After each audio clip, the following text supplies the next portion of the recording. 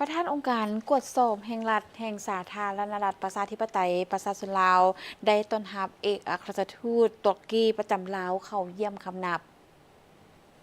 วันที่18มิถุนายน2026ที่องค์การกวดสอบแห่งรัฐท่านเวียงทวิศรเทพจันทร์ประธานองค์การกวดสอบแห่งรัฐแห่งสาธารณรัฐประชาธิปไตยประชาชนลาวได้ให้เกียรติต้อนรับท่านนางโอยายาซา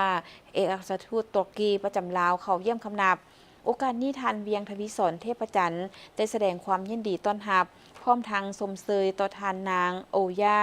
ยาซา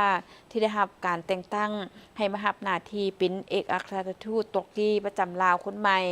พร้อมทั้งเป็นการสืบต่อประกอบส่วนอันสำคัญเข้าในการเสริมขยายใส่ผูกพันมิตรภาพและการร่วมมือ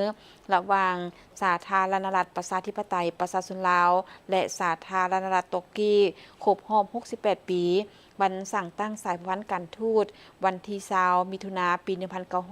1958หาวันที่3มิถุนา2026ให้ได้รับการพัฒนาและแน่นแฟ้นยิ่งขึ้น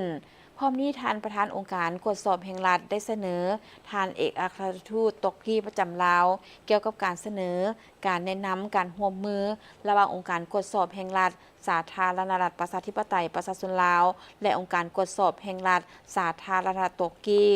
โอกาสเดียวกันนี้ทานนางโอยายาซาได้แสดงความขอบใจเป็นอย่างสูงมายังทานเวียงทวิศรเทพจันทร์ประธานองค์การกวดสอบแห่งรัฐพร้อมคณะที่ได้ให้การต้อนรับอย่างอบอุ่นในการเข้าเยี่ยมคำนับครั้งนี้และยินดีให้การพัวพันร่วมมืออย่างหอบด้านในใส่หับประกันในการปฏิบัติเวียกงานด้านการทูตให้มีความแน่นแฟ้นและได้รับผลสำเร็จหลายขึ้นกว่าเก่าโดยเฉพาะการสุกยู่การร่วมมือระหว่างองค์การกวดสอบแห่งรัฐสาธารณรัฐประชาธิปไตยประชาชนลาวและองค์การกวดสอบแห่งรัฐสาธารณรัฐตุรกี